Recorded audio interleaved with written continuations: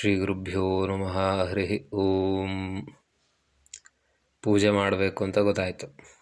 ಯಾಕೆ ಮಾಡಬೇಕು ಅಂತ ಈಗ ಅದಕ್ಕೆ ತಯಾರಿ ಮಾಡ್ಕೊಳ್ಳೋದು. ಪೂಜೆ ಮಾಡಬೇಕು ಅಂದಾಗ ಏನೆಲ್ಲ ಬೇಕಾಗುತ್ತೆ? ಹೂವು, ತುಳಸಿ, ಗಂಧ ಇತ್ಯಾದಿ ವಸ್ತುಗಳು, ಪೂಜೆಗೆ ಬೇಕಾಗುವಂಥ ಸಾಮಗ್ರಿಗಳು. ಅದನ್ನು ತಯಾರಿ ಮಾಡೋದಕ್ಕೆ ಶಾಸ್ತ್ರಕಾರರು ಯಾವ ರೀತಿ ಹೇಳಿದ್ದಾರೆ, ಯಾವ ರೀತಿ ಮಾಡಬೇಕು, ಯಾವ ರೀತಿ ಮಾಡಬಾರ್ದು ಅಂತ. ಸಂಧ್ಯಾ ವಂದನೆ ಆಯಿತು. ವೇದಾಭ್ಯಾಸ, ಧ್ಯಾನ ಪ್ರವಚನಾಭ್ಯಾಂಚ ಯಥಾಯೋಗ್ಯಮುಪಾಸನಂ ಅಂಥೇಳಿ ಮಧ್ಯಾಹ್ನ ಆದಾಗ ಸ್ನಾನ ಮಾಡಿ ಮಾಧ್ಯಾಹ್ನಿಕ ಆದಮೇಲೆ ದೇವರ ಪೂಜೆ. ತತಃ ಶುಕ್ಲಾಂಬರೋ ಮೌನಿ ಪಾಣಿ ಪ್ರಕ್ಷಾಲ್ಯವಾರಿಣ ಪಾತ್ರೆ ಪುಷ್ಪಾಣಿ ಗೃಹ್ಣೀಯಾದ್ವೇತ್ರಜೇ ತೃಣಜೇಥವಾ ತದ್ವನಾಭಿಮುಖೋ ಭೂತ್ವಾ ಪ್ರಾರ್ಥಯೇದ್ವನದೇವತಾಃ. ನಮಸ್ತೆ ಕುಸುಮಾಧಾರೆ ನಮಸ್ತೆ ಕಮಲಾಶಜೆ ಪುಷ್ಪಾಣಿ ವಿಷ್ಣುಪೂಜಾರ್ಥಂ ಆಹರಿಷ್ಯೇ ತವಾಜ್ಞಯ ಇತ್ಯುಕ್ತ್ವಾ ತತ್ಪ್ರವಿಶ್ಯಾಥ ಕುಸುಮಾನಿ ಆಹರೇದ್ ಬುಧಃ. ಶುಕ್ಲಾಂಬರೋ ಮೌನಿ, ಬಿಡಿಯಾದ ವಸ್ತ್ರವನ್ನು ಉಟ್ಕೊಂಡು ಮೌನಿ, ಮಾತಾಡದೆ ಮೌನದಲ್ಲಿದ್ದು, ಪಾಣಿ ಪ್ರಕ್ಷಾಲ್ಯ, ಎರಡು ಕೈಗಳನ್ನು ತೊಳ್ಕೊಳ್ಬೇಕು. ಪಾತ್ರೆಯನ್ನು ಹಿಡ್ಕೊಂಡು ಆ ಪುಷ್ಪವನಕ್ಕೆ ಅಭಿಮುಖವಾಗಿ ನಿಂತು ಎರಡು ಕೈಗಳನ್ನು ಜೋಡಿಸಿ ಪ್ರಾರ್ಥನೆ ಮಾಡಬೇಕು. ವನದೇವತೆಗಳನ್ನು ಪ್ರಾರ್ಥನೆ ಮಾಡಬೇಕು. ಈ ವನದೇವತೆ ಎಲ್ಲ ಪುಷ್ಪಗಳಿಗೆ, ಫಲಗಳಿಗೆ ಆಧಾರ. ಅಂತಹ ವನದೇವತೆ ನಿನ್ನನ್ನು ಮತ್ತೆ ಮತ್ತೆ ಪ್ರಾರ್ಥನೆ ಮಾಡ್ತೀನಿ, ಮತ್ತೆ ಮತ್ತೆ ನಮಸ್ಕಾರ ಮಾಡ್ತೀನಿ. ನಾನೀಗ ದೇವರ ಪೂಜೆಗೆ ಹೊರಟಿದ್ದೀನಿ. ನೀನು ಪುಷ್ಪಗಳನ್ನು, ನಿನ್ನಲ್ಲಿರುವ ಪುಷ್ಪಗಳನ್ನು ನನಗೆ ಅನುಗ್ರಹ ಮಾಡು. ಪೂಜೆಗೆ ಪುಷ್ಪಗಳು ಬೇಕು, ಅದನ್ನು ಕೊಡು ಅಂಥೇಳಿ ಆ ವನದೇವತೆಯನ್ನು ಪ್ರಾರ್ಥನೆ ಮಾಡೋದು. ಆಹರಿಷ್ಯೇ ತವಾಜ್ಞಯ, ನಿನ್ನ ಪರ್ಮಿಷನಿಂದ ಹೂವುಗಳನ್ನು ತಗೊತೀನಿ ಅಂತ. ಸುಮ್ಮನೆ ನಮಗೆ ಮನಸ್ಸಿಗೆ ಬಂತು ಅಂತ ಹೇಳಿ ಹೋಗೋದು ಹೂವು ಕೊಯ್ಕೊಂಡು ಬರೋದಲ್ಲ. ಅದಕ್ಕೆ ಆದ ಅಭಿಮಾನಿ ದೇವತೆಗಳಿರ್ತಾರೆ, ಹೂವಲ್ಲಿ, ಮರದಲ್ಲಿ, ಗಿಡದಲ್ಲಿ, ಹಣ್ಣಲ್ಲಿ. ಆ ದೇವತೆಗಳ ಅನುಜ್ಞೆ ಪಡೆದು ನಾವು ಅದನ್ನು ಸ್ವೀಕಾರ ಮಾಡಬೇಕು. ಯಾಕಂದರೆ ಆ ಗಿಡ, ಮರ ಎಲ್ಲದರಲ್ಲೂ ಜೀವ ಇದೆ. ಆ ಹೂವು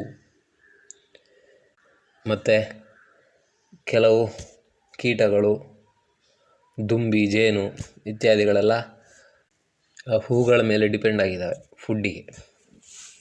ಅವೇ ಅವಕ್ಕೆ ಆಹಾರ. ನಮ್ಮ ಥರ ಅನ್ನ ಬೇಯಿಸ್ಕೊಂಡು ತಿನ್ನೋದಿಲ್ಲ ಜೇನೆಲ್ಲ. ಓಕೆ, ಆ ಹೂವು, ಅದರಲ್ಲಿರೋ ಮಕರಂದ ಅದೇ ಆಹಾರ. ಹಾಗಾಗಿ ನಾವು ಉದ್ಧಾರ ಆಗಬೇಕು, ನಮಗೆ ಅನುಕೂಲ ಆಗಬೇಕು ಅಂತ ನಾವು ಪೂಜೆ ಮಾಡೋದು. ನಮ್ಮ ಸ್ವಂತ ಉದ್ದೇಶಕ್ಕಾಗಿ ಮಾಡ್ತಾ ಇರೋ ಪೂಜೆಗೆ ಈ ವನಸ್ಪತಿಗಳ ಮೇಲೆ ನಾವು ಡಿಪೆಂಡ್ ಆಗಿದ್ದೀವಿ, ಹೂವು ಹಣ್ಣುಗಳ ಮೇಲೆ. ಹಾಗಾಗಿ ಅವುಗಳ ಬಗ್ಗೆ ನಾವು ಸ್ವಲ್ಪ ಸೆನ್ಸಿಟಿವ್ ಆಗಿರಬೇಕು, ಲೈಫ್ ಸೆನ್ಸಿಟಿವ್. ಈಗೋ ಇರಬಾರ್ದು, ಅಹಂಕಾರ ಇರಬಾರ್ದು. ನಾನು ಬೆಳೆದ ಗಿಡ ನಾನು ಹೋಗೋದು ಕೊಯ್ಯೋದು, ಅದಕ್ಕೆ ಯಾರನ್ನು ಯಾಕೆ ಹೇಳಬೇಕು ಅಂತ ಆ ಈಗೋ ಇರಬಾರ್ದು.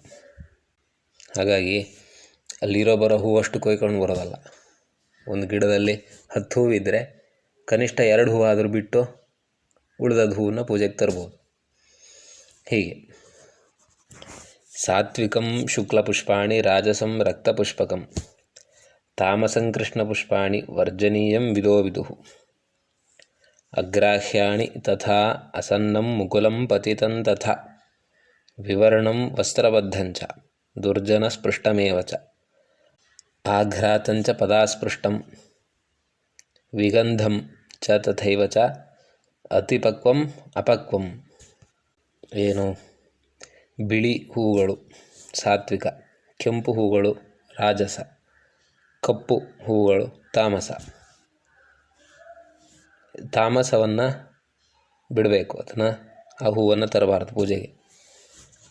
ಮೊಗ್ಗಾಗಿರುವ ಹೂವು, ಇನ್ನೂ ಅರಳದೇ ಇರುವಂಥ ಹೂವು, ಅಂದರೆ ನಾಳೆಗೆ ಅರಳುವಂಥ ಹೂವು, ಮತ್ತು ಗಿಡದಿಂದ ಮರದಿಂದ ಬಿದ್ದಂಥ ಹೂವು, ಬಾಡಿದ ಹೂವು, ಬಟ್ಟೆಯಿಂದ ಕಟ್ಟಿ ತಂದಿರುವಂಥ ಹೂವು, ಆಮೇಲೆ ದುರ್ಜನರಿಂದ ಕೆಟ್ಟವರಿಂದ ಮುಟ್ಟಲ್ಪಟ್ಟಂಥ ಹೂವು, ಮೂಸಿದ ಹೂವು, ಯಾರೋ ಮೂಸಿಬಿಟ್ಟಂಥ ಹೂವು, ಕಾಲಿಗೆ ತಾಗಿದಂಥ ಹೂವು, ಪರಿಮಳ ಇಲ್ಲದ ದುರ್ಗಂಧ ಇರುವಂತಹ ಹೂವು, ಆಮೇಲೆ ಅಪಕ್ವವಾಗಿರೋ ಹೂವು ಮತ್ತು ಜಾಸ್ತಿ ಪಕ್ವವಾಗಿರೋ ಹೂವು, ಈ ರೀತಿ ಹೂವುಗಳನ್ನು ಬಿಡಬೇಕು. ನಿರ್ಗಂಧಂ ಛಿನ್ನಪತ್ರಂಚ ಕೀಟಾದ್ಯುಪಹತಂ ತಥಾ ಆಸ್ವಾದ್ಯಂ ಶಕುನಾದ್ಯೈಶ್ಚ ಸ್ವಯಂಚ ಪತಿತಂ ಭುವಿ ಅನ್ಯಶೇಷಂ ಪರ್ಯುಷಿತಂ ವರ್ಜಯೇದ್ ಯಜ್ಞಕರ್ಮಣಿ. ಪರಿಮಳ ಇಲ್ಲದೇ ಇರುವಂತಹ, ಆ ದಳಗಳು ತುಂಡಾಗಿರುವಂತಹ, ಕ್ರಿಮಿಕೀಟಗಳಿಂದ ಯುಕ್ತವಾದಂತಹ, ಪಕ್ಷಿಗಳು ತಿಂದಿರುವಂತಹ, ಅದಾಗೆ ಗಿಡದಿಂದ ಕೆಳಗೆ ಬಿದ್ದಂತಹ ಮತ್ತು ಹಳೆಯ ಹೂಗಳನ್ನು ದೇವರ ಪೂಜೆಗೆ ಉಪಯೋಗಿಸಬಾರದು.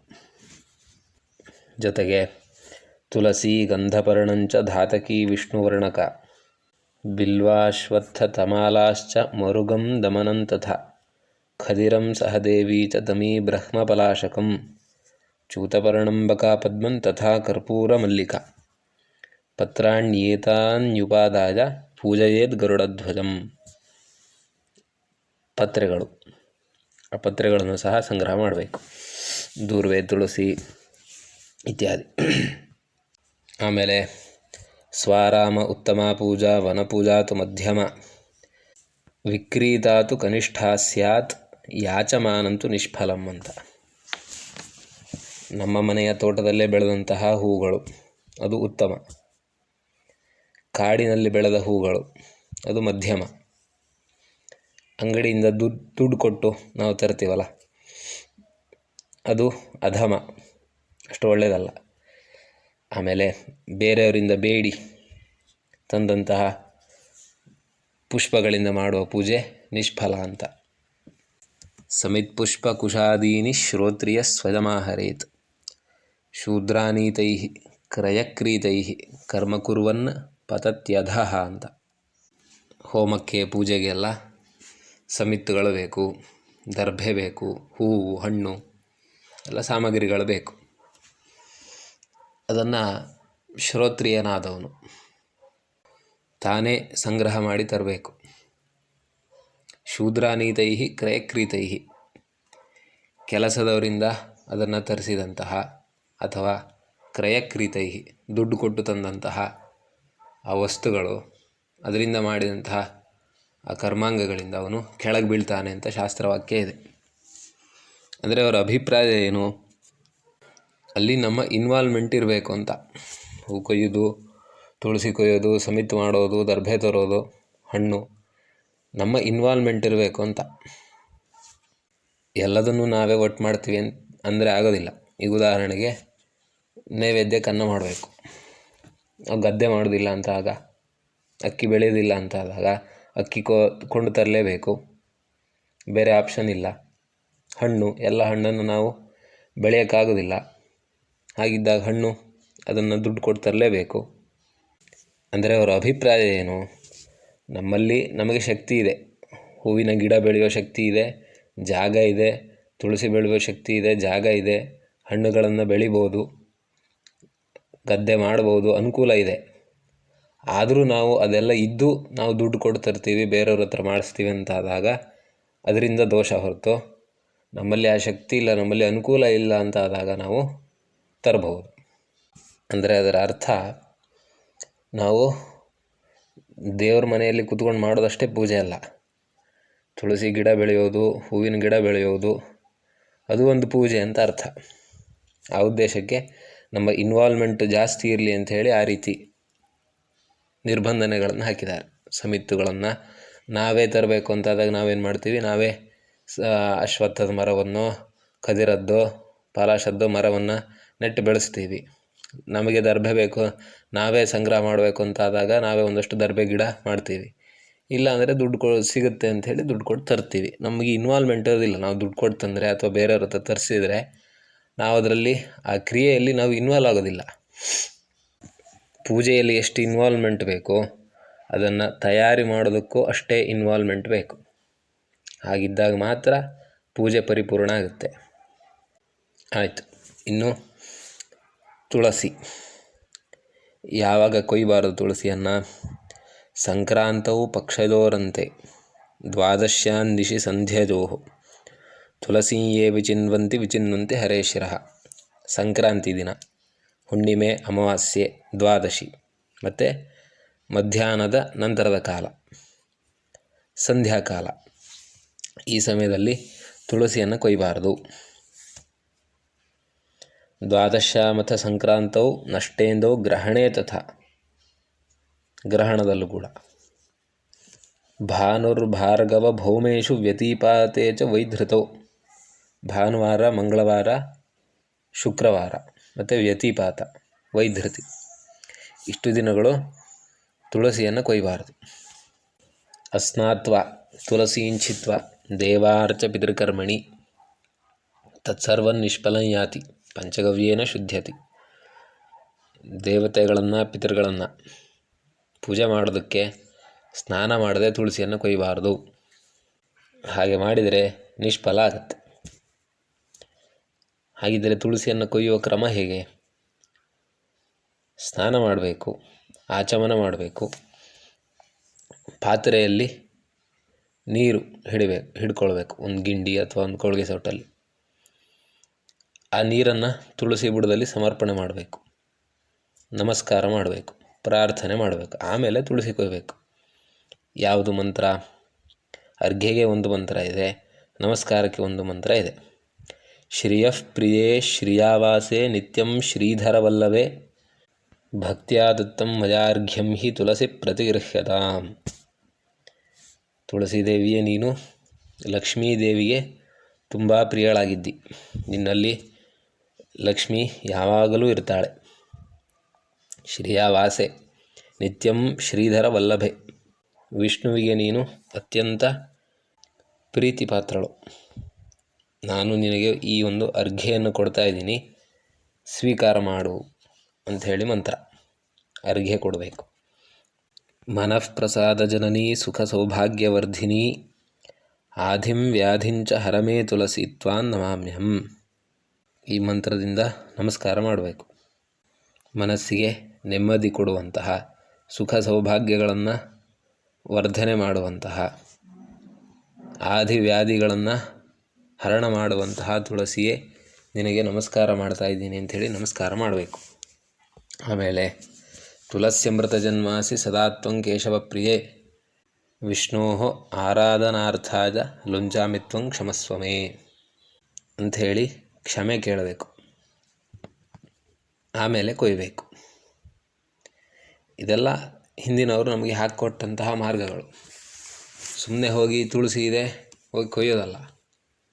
ಹಾಗಿದ್ರೆ 2-3 ತುಳಸಿ ಗಿಡ ಇರುತ್ತೆ, ಎಲ್ಲದಕ್ಕೂ ಹೋಗಿ ಈ ರೀತಿ ಅರ್ಘ್ಯ ಕೊಟ್ಟು ನಮಸ್ಕಾರ ಮಾಡಿ ಕ್ಷಮಾಪಣೆ ಕೇಳಬೇಕಾ? ಬೇಕು ಅಂತಿಲ್ಲ. ಒಂದು ಗಿಡಕ್ಕೆ ಮಂತ್ರಗಳನ್ನು ಹೇಳಿದರೆ ಸಾಕು. ಮತ್ತು ಉಳಿದ ಗಿಡಕ್ಕೆಲ್ಲ ನಾವು ತುಳಸಿ ಕೊಯ್ಯೋ ಕ್ರಮ ಹೇಗೆ ಇರಬೇಕು ಅಂದರೆ, ಒಂದು ತಟ್ಟೆ ಹಿಡ್ಕೊಳ್ಬೇಕು. ಆ ತಟ್ಟೆಯಲ್ಲಿ ಒಂದು ಗಿಂಡಿಯೋ ಅಥವಾ ಕಳುಗೆ ಸೌಟು ಹಿಡ್ಕೊಳ್ಬೇಕು. ಮೊದಲನೇ ಗಿಡಕ್ಕೆ ಹೋಗಿ ಅರ್ಘ್ಯ ಕೊಡೋದಂದರೆ ಏನು, ಅದ್ರ ಬುಡಕ್ಕೆ ನೀರು ಹಾಕೋದು, ಮಂತ್ರ ಹೇಳಿ ನಮಸ್ಕಾರ ಮಾಡಿ ತುಳಸಿ ಕೊಯ್ಯಬೇಕು. ಇನ್ನೊಂದು ಗಿಡಕ್ಕೆ ಹೋದ್ವಾ, ಅಲ್ಲಿ ಮಂತ್ರ ಹೇಳೋ ಅವಶ್ಯಕತೆ ಇಲ್ಲ, ಒಂದು ಸೌಟು ನೀರು ಅರ್ಘ್ಯ ಕೊಟ್ಟು ಕೊಯ್ಯೋದು. ಎಲ್ಲದಕ್ಕೂ ಅರ್ಘ್ಯ ಮಂತ್ರ, ನಮಸ್ಕಾರ ಮಂತ್ರ, ಕ್ಷಮಾಪಣೆ ಮಂತ್ರ ಬೇಕು ಅಂತಿಲ್ಲ. ಹೀಗೆ ಪ್ರಜ್ಞಾಪೂರ್ವಕವಾಗಿ ಭಕ್ತಿಯಿಂದ, ಶ್ರದ್ಧೆಯಿಂದ ಹೂವುಗಳನ್ನು, ಪತ್ರೆಗಳನ್ನು, ತುಳಸಿಯನ್ನು ಸಂಗ್ರಹ ಮಾಡಬೇಕು. ಅದು ಬಿಟ್ಟು ಒಟ್ಟಾರೆ ಪೂಜೆ ಹೂವು ಬೇಕು, ಹೂವು ಕೊಯ್ಯೋದು, ತುಳಸಿ ಬೇಕು, ತುಳಸಿ ಕೊಯ್ಯೋದು ಅಂಥೇಳಿ ಅಜಾಗ್ರತೆಯಿಂದ ಮಾಡಬಾರ್ದು. ತುಂಬ ಜಾಗ್ರತೆಯಿಂದ, ಭಕ್ತಿಯಿಂದ, ಕೃತಜ್ಞತಾ ಭಾವದಿಂದ ಆ ಹೂವುಗಳನ್ನು, ಹಣ್ಣುಗಳನ್ನು, ತುಳಸಿಯನ್ನು ಸಂಗ್ರಹ ಮಾಡಬೇಕು.